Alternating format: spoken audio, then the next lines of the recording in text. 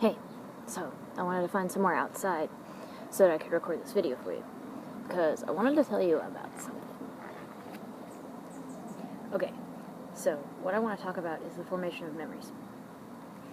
I study neuroscience in school, and that's like one of the things I want to eventually get my PhD in, but that's like maybe 7 or 8 years down the road because I've got to get 2 other degrees first. But, okay, I want to talk about the formation of memories. So, the way that you might... okay, first I should explain your brain. So you have 5 lobes in your brain. This is the frontal lobe. And the frontal lobe is the reason that you are able to process higher thinking. So, this is how you plan your evil schemes to take over the world, or how you think about where you're going to live, who you're going to marry, what you want in life, and it's the lobe that's responsible for all the planning. So, the frontal lobe is right here, and then go to the back of your lobe, go to the back of your lobe, go to the back of your head, and right here, that is your occipital lobe. Now, your occipital lobe processes vision, and it sends it off to other parts of the brain to interpret what you see.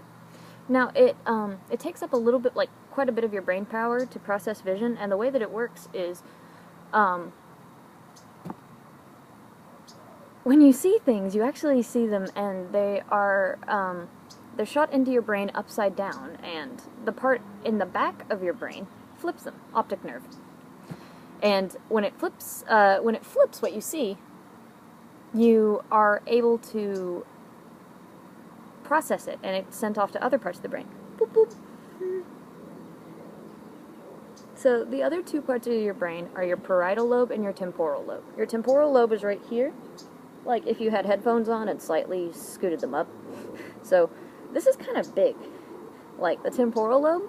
So the temporal lobe processes a lot of things. That's where, if you learn how to crochet, or if you learn how to play the piano, that's where that's going to be encoded. So this is one of my favorite parts of the brain, because it's where I get my muscle memory. And I've got really strong and dexterous hands because I crochet a lot. One of the reasons why I crochet is because I have a theory about the brain, and how one of the best ways to perceive reality and to live and exist is to stimulate 2 of the lobes at once. This is a theory. Anyway, you probably want to know about the parietal lobe. So the parietal lobe deals with your senses. So, smell, taste, hearing, though there's a little bit more like complicated stuff with hearing. Yes, everything except for sight. And this is pretty important because when the parietal lobe processes things, it sends it off to certain parts of the brain to realize how you're going to respond to it. So a lot of your neurotransmitters, there are a lot of neurotransmitters, and I can make an entire video about what all the neurotransmitters are, because dopamine is really cool, and I'm also a fan of oxytocin, so neuroscience. But I'm talking about the formation of memories. So, when you experience things, you have a short-term memory of them, which lasts for about 9 minutes. In this time, if you think of those things again, or if you think of things in more than one context, as in, if you're listening to someone just while they're gesticulating and moving their hands around a lot, it'll sometimes be easier to myelinate. Also, this is super important, if you write things down, then it has a special kind of myelination that's a lot more effective. So when you're taking notes in class, this is usually a great way to do it. But I got a trick for that, you know? I wrote a secret language. I have a secret language called Calusian.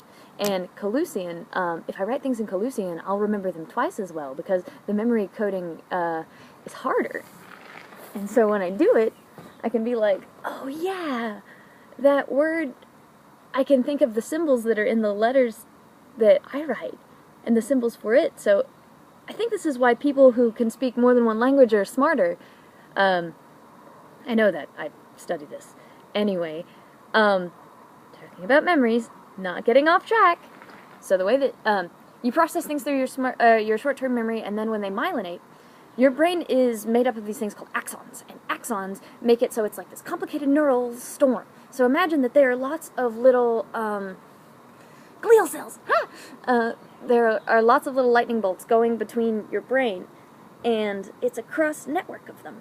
And whenever one part of one is stimulated by electrical charges, which maintain your sodium and potassium levels in your brain, it's one of the most important parts.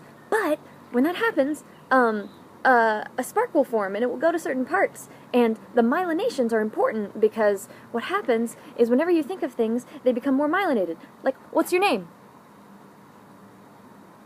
Carni. You immediately thought of your name because that was myelinated, because you've been asked to respond to that so many times, you know exactly what your name is. Anyway. That's how memories work. Myelinations. And then they go to your prefrontal.